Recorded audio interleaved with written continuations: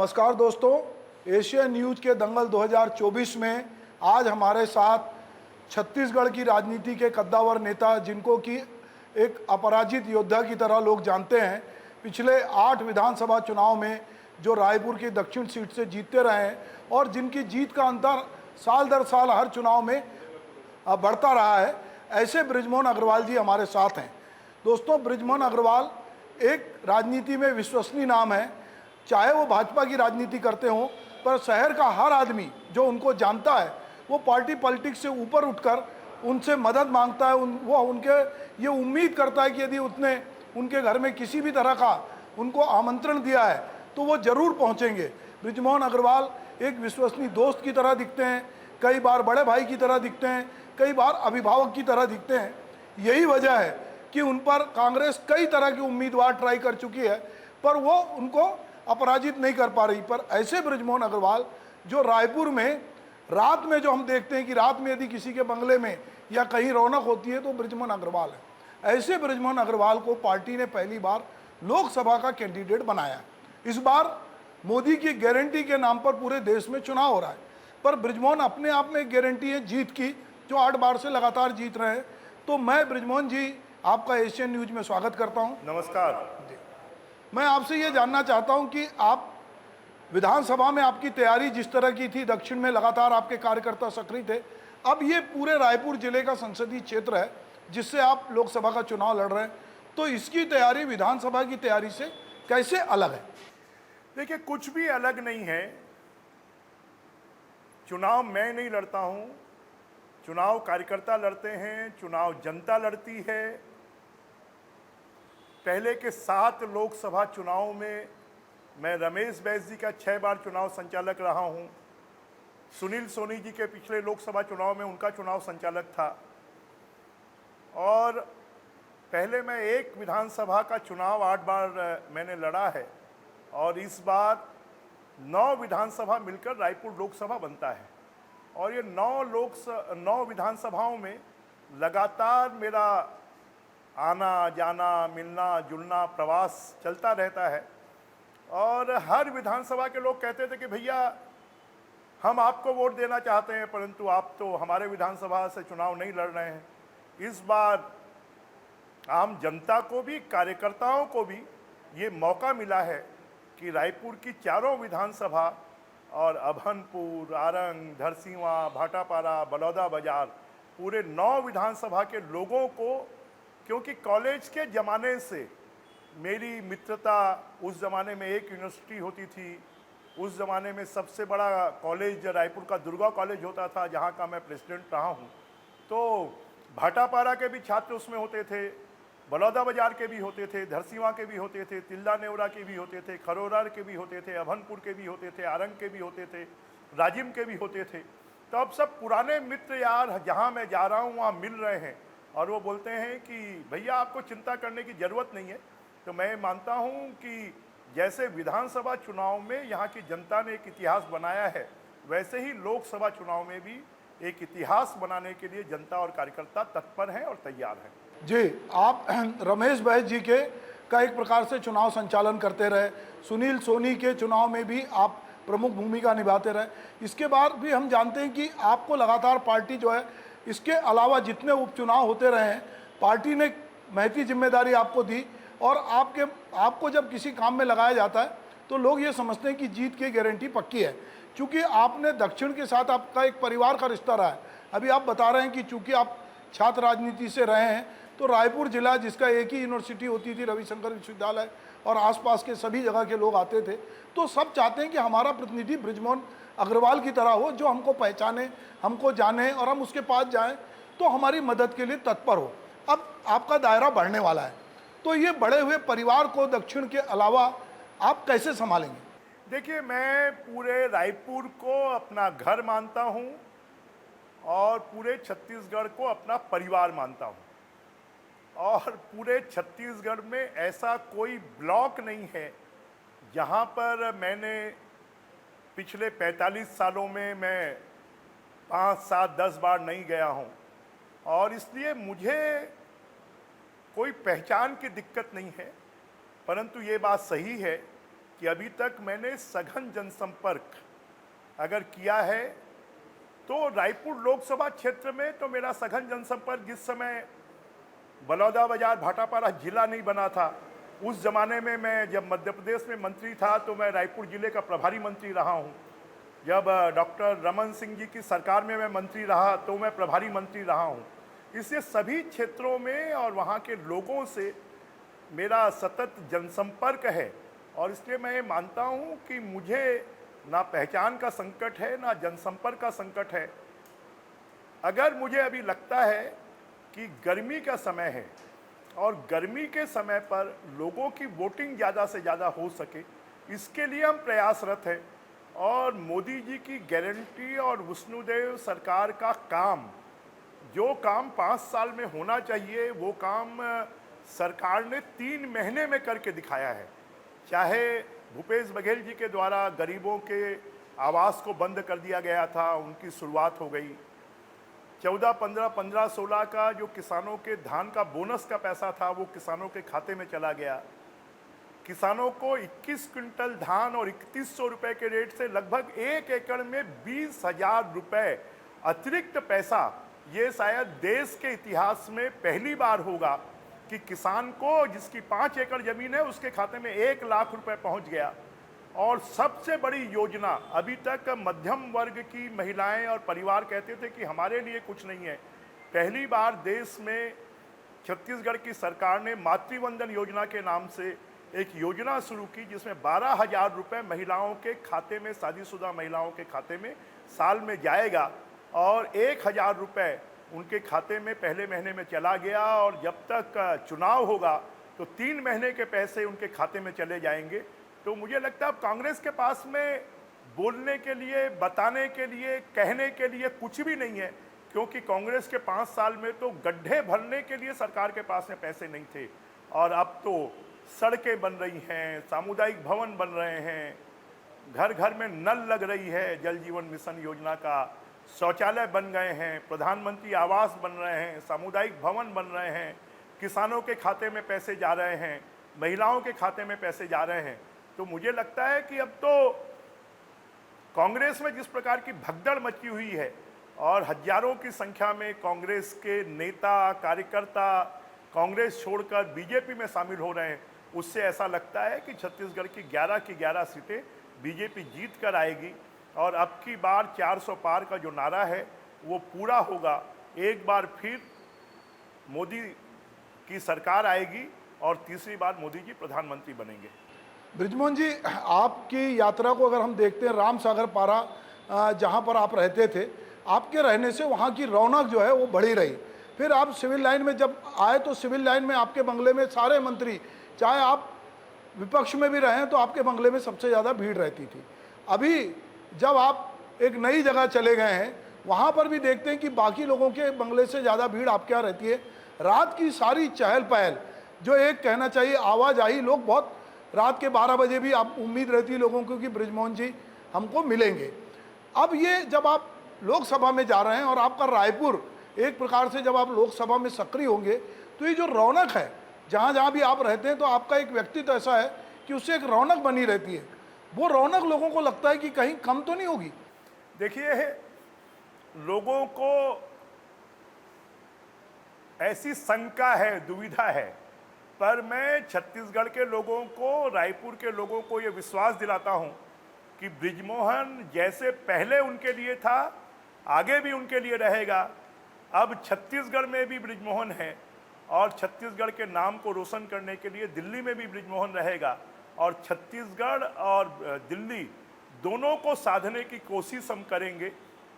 और दोनों के माध्यम से एक सामान्य सी घटना है कि जब व्यक्ति अपने पुराने घर में, पुश्तैनी घर में सालों साल रहता है और जब वो उसको छोड़कर अपने नए घर में जाता है तो एक बार उसको तकलीफ होती है, परंतु जब नया घर सुविधाजनक होता है तो उसको लगता है पुराना घर से ज़्यादा अच्छा है। ऐसे ही स्वाभाविक है, मैं भी जब इस बात को करता हूं तो मेरा भी गला रूंझ जाता है। मेरे क्षेत्र के तो कार्यकर्ता आकर रोने लगते हैं कि भैया अब आप दिल्ली चले जाएंगे, परंतु मैं रायपुर की जनता को, छत्तीसगढ़ की जनता को, कि उनको ये महसूस नहीं होगा कि मैं कहीं उनसे दूर गया हूं। हमेशा मैं उनके नज़दीक बना रहूँगा। जी, आप जैसा अनुभवी नेता विधानसभा में था, अभी जो बहुत सारा जो मंत्रिमंडल है इसमें बहुत सारे लोग नए हैं और उनके लिए एक तो नए तरह का अनुभव है। आप जब विधानसभा में होते हैं तो आप जिस तरह से मंत्री के रूप में हो चाहे विधायक के रूप में हो, आपको सर्वश्रेष्ठ विधायक का पुरस्कार भी मिला है। अब जब आप मंत्रिमंडल का विस्तार हुआ और जब नया मंत्रिमंडल बना और आपको जब शिक्षा विभाग, संस्कृति, पर्यटन जैसा मंत्रालय मिला तो लोगों में बेहद खुशी थी कि बृजमोहन जी पूरे प्रदेश को बहुत अच्छे से जानते हैं। पहले संस्कृति में भी रहे हैं, पर्यटन में रहे हैं, स्कूल शिक्षा में आपने बहुत नवाचार किया। तो एक प्रकार से आपके जो चाहने वाले हैं या जो कि आपकी कार्यप्रणाली से परिचित हैं, उनको लगता है कि बृजमोहन जैसा नेता अगर हमारा मंत्री है तो वो हमारे लिए बहुत मददगार हैं। और स्कूल शिक्षा विभाग सबसे बड़ा विभाग है। आपके जो फॉलोअर हैं उनके मन में भी एक प्रकार का नैराश्य का भाव है कि हमारे इतने ऊर्जावान व्यक्ति जो मंत्री बने थे, शिक्षा को फिर से, पर्यटन को, संस्कृति को बढ़ावा दे रहे हैं, अब वो संसद में जा रहे हैं। तो इस तरह की सक्रियता का विभाग में नवाचार का क्या होगा? देखिए, पिछले 3 महीनों में मेरे पास में जो विष्णुदेव साई जी ने मुझे जो दायित्व दिया, जो भी विभाग दिए, उन विभागों का एक पैटर्न तय कर दिया है। 3 महीने में 5,000 से ज़्यादा शिक्षकों की नियुक्ति कर दी, 10,000 से ज़्यादा लोगों को प्रमोशन दे दिया और एक पैटर्न की फिर से पूरे छत्तीसगढ़ में उत्सव मेले शुरू हो गए। जिस राजिम कुंभ को कांग्रेस की सरकार ने बंद कर दिया था, उसको 20 सालों के बाद फिर से और अच्छे वैभव के साथ में, गरिमा के साथ में उसको फिर से प्रारंभ कर दिया।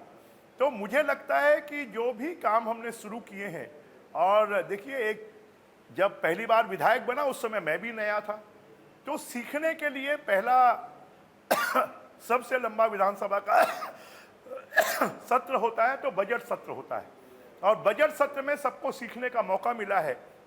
तो हम इस बात की उम्मीद कर सकते हैं कि अभी जो हमारे नए मंत्री हैं, हमारा जो पूरे विधायक साथीगण हैं, उन्होंने सीख लिया है और आने वाले समय पर वो बेहतर परफॉर्मेंस देंगे और अच्छा काम कर कर दिखाएंगे, और जहां मेरी जरूरत होगी मैं उनके साथ में खड़ा रहूंगा। जी, चूंकि आप लोकसभा का प्रतिनिधित्व करने जा रहे हैं और लोकसभा चुनाव में हैं और बहुत सारे लोग ये अनुमान लगा रहे हैं कि आपकी जीत पक्की है।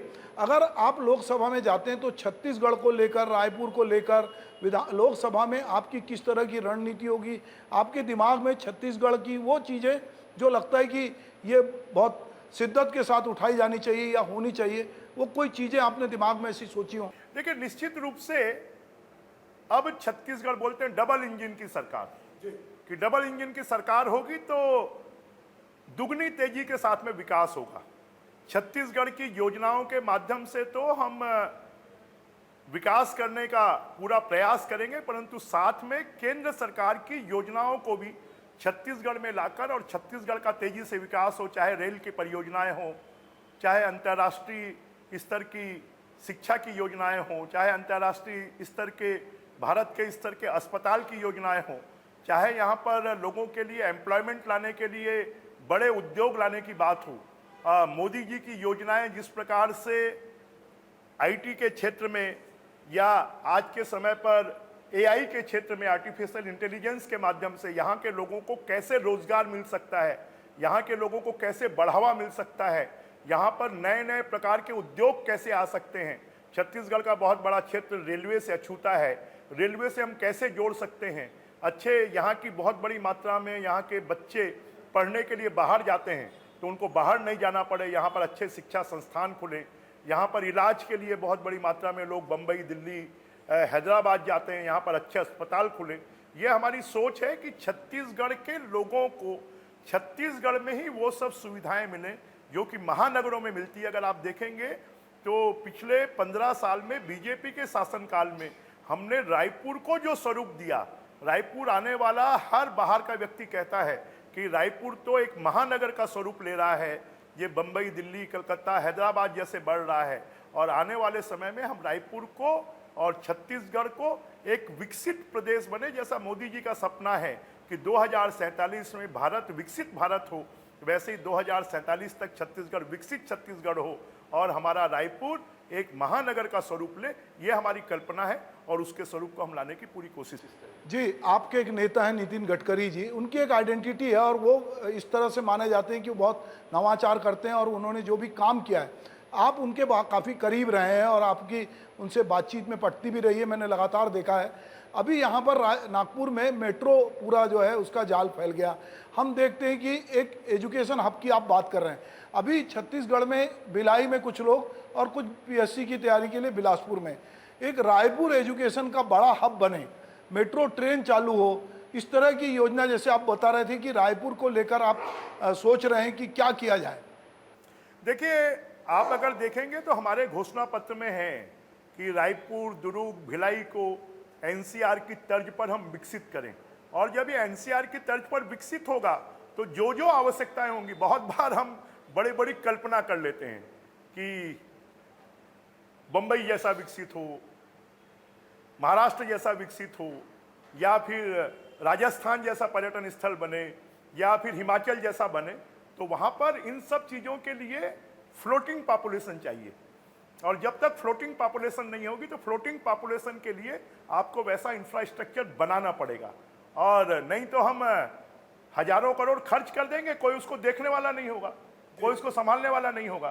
तो जो कल्पनाएं हैं वो भी वास्तविकता पर आधारित होना चाहिए, और वास्तविकता पर आधारित अगर हम कल्पनाएं करेंगे, इंफ्रास्ट्रक्चर डेवलप करेंगे, तो निश्चित रूप से मुझे लगता है कि छत्तीसगढ़ भी आने वाले समय पर एक विकसित प्रदेश की श्रेणी में। आपने बहुत सही कहा कि हमारी नई राजधानी इसका बड़ा एक उदाहरण है कि जिस तरह भी जो भी प्लानिंग हुई, हम देखते हैं कि अभी भी इतने साल बाद भी वो जो कनेक्टिविटी होना चाहिए रायपुर शहर के लोगों की नई राजधानी के साथ, अभी भी यहाँ से बसें जाती हैं, कर्मचारी को ले जाती हैं, लोगों की बसाहट नहीं हो रही है। तो ऐसी क्या नवा रायपुर को लेकर आप सोचते हैं कि ये जो मानव रहित नया रायपुर है, जहाँ पर बहुत सारी चीज़ें होनी चाहिए थी और जो कनेक्टिविटी होनी चाहिए थी, वो कनेक्टिविटी बीच में गायब, एक अंतराल सा लगता है, उसको लेकर भी आपके दिमाग में कुछ सोच होगी? निश्चित रूप से हमारे रायपुर के चारों तरफ अगर आप देखेंगे तो आज से 5 साल पहले देश का सबसे तेजी से विकसित होने वाला कोई शहर था तो रायपुर शहर था। देश का सबसे विकसित होने वाला, तेजी से विकसित होने वाला कोई राज्य था तो वो छत्तीसगढ़ था, और उसी दृष्टि से यहाँ पर हुआ। परंतु 5 साल के गैप ने कांग्रेस के शासन में, भूपेश जी के राज में, छत्तीसगढ़ विकास की दौड़ में पिछड़ गया। हम फिर से इसको विकास की दौड़ में आगे लाएंगे, और मेरा जैसा मानना है कि जो नई राजधानी को 25 किलोमीटर दूर से विकसित करना शुरू किया गया, उसकी बजाय इसको मंदिर असौज से, इसको एयरपोर्ट से, इसको अभनपुर के पास से, अगर हम इधर से रायपुर शहर की तरफ से बढ़ना शुरू करेंगे तो हमारी नई राजधानी बस जाएगी, और आने वाले समय पर इस प्रकार की योजना बनेगी, और हमारा नया रायपुर वैसे भी 21वीं सदी का अगर एशिया में पहला कोई शहर बसा है तो नया रायपुर बसा है। जी, आपने भूपेश बघेल की बात की। छत्तीसगढ़ मॉडल की पिछले सरकार में बहुत बातचीत होती थी। इस बार भूपेश बघेल जो है वो राजनांदगांव से चुनाव लड़ रहे हैं। कांग्रेस बार बार ईवीएम पे अटैक करती है और वो कह रही कि बैलेट पेपर से चुनाव होना चाहिए। तो ये जो बैलेट पेपर और ईवीएम के बीच में झगड़ा है, इसको किस तरह से, और वो कह रही कि आप 400 पार इसलिए कह रहे हैं कि आपको पता है कि हम 400 सीट जीतेंगे। देखिए, मुझे लगता है कि खिसियानी बिल्ली खंबा नोचे। राजस्थान में जब उनकी सरकार बनी तब उसने ईवीएम पे सवाल क्यों नहीं उठाया? जब हिमाचल में उनकी सरकार बनी तो उन्होंने ईवीएम पर सवाल क्यों नहीं उठाया? जब कर्नाटक में उनकी सरकार बनी तो ईवीएम पे सवाल क्यों नहीं उठाया? तो जब हमको अपनी हार दिखाई देती है अपने कर्म पे, तो हम कभी समीक्षा नहीं करते हैं। जरा कर्मों पे समीक्षा कर लो, ईवीएम के ऊपर में आवाज उठाना बंद करो। ये तो हमारी देश की चुनाव प्रणाली के ऊपर में प्रश्न चिन्ह लगाना, मुझे लगता है कि ये देशद्रोह जैसा काम है, और ऐसा काम किसी भी राजनीतिक दल को नहीं करना चाहिए। और भूपेश बघेल जी तो वैसे भी हारे हुए मोहरे हैं, और उनको पार्टी चाहती थी रायपुर से चुनाव लड़े, परंतु भाग के वो राजनांदगांव गए। आज उनको स्थानीय नेता चुनाव लड़ने के लिए नहीं मिल रहे हैं। तो ऐसे लोगों की बातों को अब कोई तवज्जो देने वाला नहीं है। जी, आपने कहा कि उनको स्थानीय नेता नहीं मिल रहे हैं। अभी कांग्रेस ने जो बची हुई टिकट जारी की है उसमें भी हम ये बात समझ में आ रही है कि भूपेश बघेल तो राजनांदगांव से चुनाव लड़ रहे हैं, ताम्रध्वज साहू जो है महासमुंद जा रहे हैं, यादव जो हैं वो बिलासपुर जा रहे हैं। तो क्या वजह है कि बिलासपुर में कांग्रेस के पास नेता नहीं थे या महासमुंद में नेता नहीं थे, ऐसा क्या आपको लग रहा है? देखिए, कांग्रेस जातिवाद की राजनीति कर रही है और बीजेपी विकास की राजनीति कर रही है। क्योंकि उन्होंने विकास नहीं किया तो जनता के पास में किस मुंह से जाएंगे। इसलिए भूपेश बघेल जी दुर्ग से हैं, उनकी दुर्ग से लड़ने की हिम्मत क्यों नहीं है? ताम्रध्वज साहू दुर्ग से हैं, वहां लड़ने की हिम्मत क्यों नहीं है? इनके एक विधायक जो ईडी में फंसे हुए हैं वो भी दुर्ग से हैं, उनकी दुर्ग से लड़ने की हिम्मत क्यों नहीं है? तो कांग्रेस बीजेपी, जो मोदी जी की सोच है कि हमें युवा, हमें किसान, हमें महिला और हमें मजदूरों का, गरीबों का विकास करना चाहिए, कांग्रेस ने हमेशा जातिवाद की राजनीति की है और मोदी जी ने इस तिलिस्म को तोड़ा है कि अब ये देश विकास की राजनीति पर चलेगा और विकास की राजनीति से कांग्रेस घबराई हुई है। जी, कांग्रेस अगर घबराई हुई है तो एक बात मेरे समझ में नहीं आता कि जो सबसे बड़ी पार्टी है भाजपा, वो कांग्रेस से बहुत सारे लोगों को अपने यहाँ प्रवेश दिला रही है और उसको काफ़ी प्रचारित भी कर रही है। अभी मैं मध्य प्रदेश का थोड़ी देर पहले डिबेट कर रहा था तो उसमें आ रहा था कि अल्पसंख्यक भी जो है वो कांग्रेस से छिटक कर बीजेपी की तरह आ रहे हैं और बीजेपी बहुत सारे नेताओं को जो कांग्रेसी है अपने यहाँ प्रवेश कर रही है। जो पार्टी इतनी बड़ी है उसको थके हुए कांग्रेसी क्यों चाहिए? देखिए, बीजेपी सर्वस्पर्शी और सर्वग्राह्य पार्टी है और जब कांग्रेस का तिलिस्म और कांग्रेस का मिथक टूट गया है, विकास सबको चाहिए, अल्पसंख्यकों को भी विकास चाहिए, कांग्रेस के लोगों को भी विकास चाहिए, कांग्रेस के मतदाताओं को भी विकास चाहिए। अब कांग्रेस को ये समझ में, जनता को ये समझ में आ गया और कांग्रेसियों को भी समझ में आ गया है कि कांग्रेस पार्टी जो है वो खाली भ्रष्टाचार की पार्टी है, कांग्रेस पार्टी खाली शोषण की पार्टी है, कांग्रेस पार्टी खाली एक परिवार की पार्टी है। अगर जनता की कोई पार्टी है, विकास की कोई पार्टी है, सबके बारे में चिंता करने वाली कोई पार्टी है, अगर जातिवाद से उठकर राजनीति करने वाली कोई पार्टी है तो भारतीय जनता पार्टी है। और इसलिए भारतीय जनता पार्टी अपना जनाधार बढ़ाने के लिए, सर्वग्राही बनने के लिए सब प्रकार के लोगों को, क्योंकि वो सिर्फ कार्यकर्ता नहीं है, वो वोटर भी हैं, और इसलिए भारतीय जनता पार्टी का लक्ष्य है कि हम धीरे धीरे कर 51% वोट भारतीय जनता पार्टी के पक्ष में आए। और इसलिए हम सबका, अभी हम छत्तीसगढ़ में भी सबको आमंत्रित करते हैं कि जो लोग, अब तो कांग्रेस में कैसी सीट फुटबॉल चल रही है कि एक दूसरे के ऊपर आरोप लग रहे हैं, मुख्यमंत्री जी के ऊपर में आरोप लग रहे हैं, तो ऐसे समय पर भारतीय जनता पार्टी में सबका स्वागत है और भारतीय जनता पार्टी को जिताने के लिए 11 की 11 सीट छत्तीसगढ़ में जीते, मोदी जी और भारतीय जनता पार्टी को 400 से ज़्यादा सीटें मिलें और मोदी जी तीसरी बार प्रधानमंत्री बने, इसके लिए जो लोग ऐसा चाहते हैं वो सब लोगों का हम स्वागत करते हैं, अभिनंदन करते हैं। तो पर ये कांग्रेसी ये भी आरोप लगा रहे हैं कि जो केंद्रीय एजेंसियां हैं उनका दुरुपयोग करके या उनका नाम लेकर या डरा धमका कांग्रेसियों को कहीं बीजेपी में प्रवेश ले रहे हैं ताकि उन पर कार्रवाई ना हो। ये तो सामान्य बात है, ये तो ऐसी छोटी मोटी घटनाएं हैं और ये छोटी मोटी घटनाओं के ऊपर मुझे लगता है कि जब कोई पार्टी अपने आप को निराश और हताश समझती है तब वो इस प्रकार के आरोप लगाती है। दे एक लास्ट सवाल है आपसे कि अब आप 8 बार तक दक्षिण के विधायक रहे, अब आप संसद का चुनाव लड़ रहे हैं, तो अगर आपसे पार्टी पूछेगी कि दक्षिण से आपकी पसंद का कौन कैंडिडेट होगा तो आपने कोई पसंद है? आप बीजेपी में ऐसी कोई पसंद नहीं होती है, बीजेपी में जो भी निर्णय होता है वो पार्टी करती है और पार्टी के निर्देशों पर मैं पिछले 45 सालों से चलता रहा हूं। अभी भी पार्टी जिसे तय करेगी उसको हम जिताएंगे, उसको दक्षिण का विधायक बनाएंगे। जी, बहुत बहुत धन्यवाद बृजमोहन जी, आपने एशियन न्यूज के लिए समय दिया, हम आपका बहुत धन्यवाद करते हैं। सुभाष जी, बहुत बहुत धन्यवाद।